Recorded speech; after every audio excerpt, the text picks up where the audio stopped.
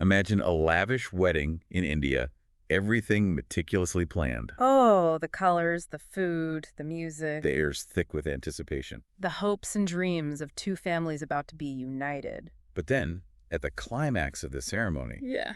the bride does the unthinkable. Oh, wow. She refuses to marry the groom. In some cultures, with the expectations around marriage and family honor and the public shame, that's got to be even more intense. This isn't just heartbreak, though. This is a chilling example of how humiliation can turn love into something dark. Welcome to CrimePod Castle's Twisted Love series. Oh, okay, I like it. Let's meet the couple. Rajat Mehra, 29, Okay. a driven businessman, wanted this perfect wedding.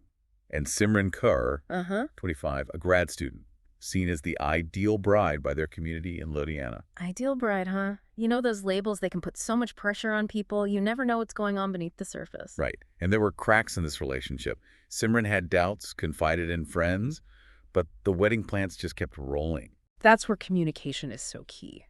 I mean, were her doubts ignored? Was there pressure from the families? Yeah. So December 14th, 2019, the wedding day.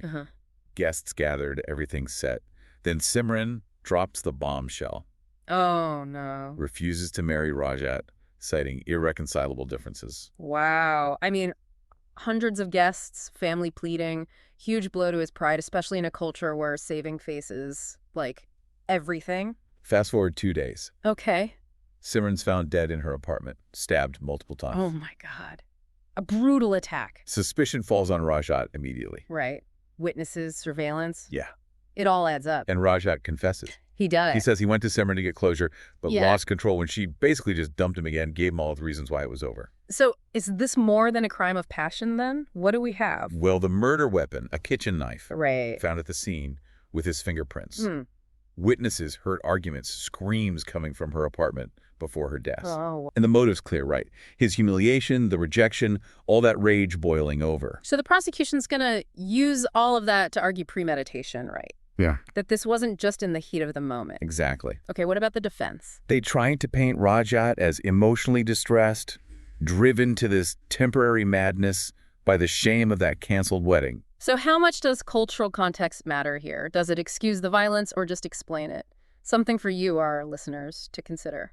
In mid-2020, Rajat's convicted of murder, sentenced to life in prison. The court rejected that emotional distress defense, Wow. emphasizing the severity of what he did. This case really sparked debate in India about toxic masculinity, the pressure on men to save face, the need for healthier ways to handle rejection. Absolutely, it makes you think. Could this have been prevented if Simran felt more empowered to speak up sooner? Good question. What role does society play in teaching us to deal with heartbreak and loss without resorting to violence? All right, yeah, without turning to something so destructive. It's heavy stuff, for sure. It was a real courtroom drama. Oh, yeah. Both sides, with these strong arguments. Right. Prosecution, they laid it all out. The evidence, the motive, Rajat wanting revenge. That wounded ego, you know? They probably argued it wasn't a spur-of-the-moment thing, Right. but a planned, calculated act to get his reputation back. Ah. The weapon, the witnesses, the timing, all pointing to premeditation. But the defense, Yeah. they tried to make Rajat human, you know? Not some cold-blooded killer, but No. a victim of circumstance, pushed to this desperate act by, like, all that societal pressure. The humiliation, right. Exactly. They probably talked about how important honor is in that culture and how Yeah. public shame is just the worst thing. It was a huge case in India. Everybody was talking about it. Yeah. Debating the evidence, the motives, you know, Huh. what justice really meant. Yeah, it became about so much more than just this one crime, this whole clash between individual feelings and what society expects. And this is what I find fascinating. It really got people talking about toxic masculinity, that pressure on men to just bottle up their emotions, always be strong and stoic, even when they're falling apart inside. You see that across so many cultures. Right? Absolutely. And this case showed the dark side of that, how it can lead to unhealthy ways of coping. And in some cases, violence. Yeah. And that whole saving face thing, it's so powerful. But also dangerous, like a trap.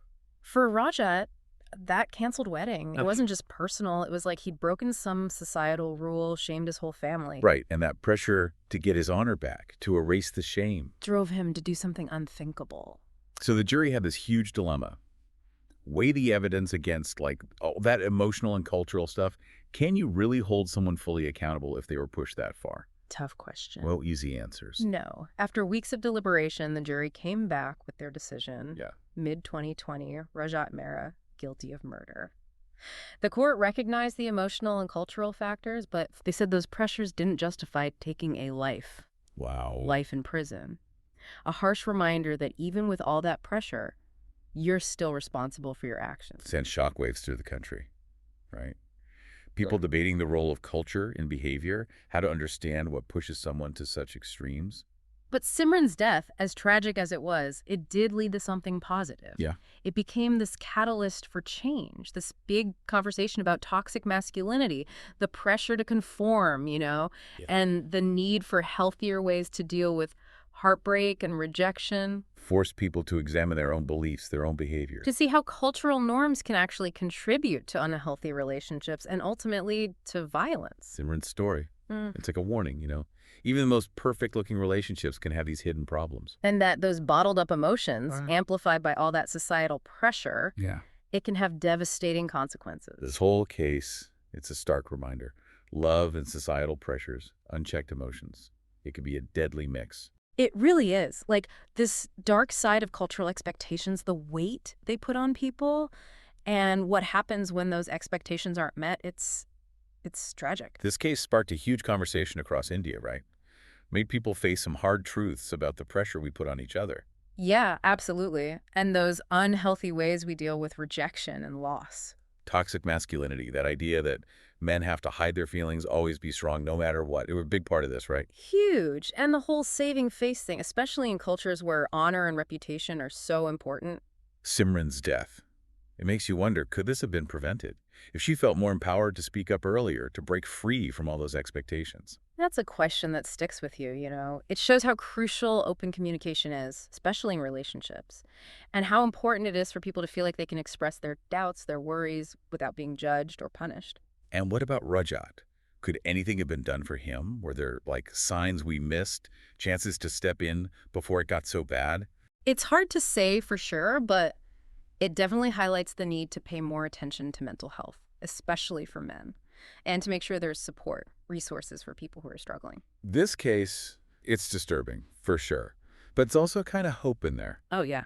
Simran's death, it sparked a movement, People pushing for more understanding about what leads to violence, demanding change. It's like a call for us to be more aware of human emotions, to show empathy and compassion, to build a society where people are free to make their own choices without that fear of shame or punishment.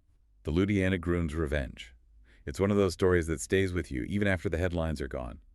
Forces you to face some uncomfortable truths about ourselves, our relationships, the world we live in. Absolutely. It reminds us that we all play a part in building a culture of respect, understanding, healthy communication, a culture where tragedies like this, they just become unthinkable. Thanks for joining us for this deep dive into the Ludhiana Groom's revenge. We hope we gave you more than just the facts of the case. We wanted to explore those forces that can drive people to extremes and how important it is to create a society where these kinds of things can be prevented. And remember, if you or someone you know is dealing with relationship problems, emotional distress, there's help out there. Don't be afraid to reach out. For more deep dives into human behavior, the dark side of love, make sure to follow and subscribe to CrimePod Castle and our YouTube channel. Until next time, stay curious and stay safe.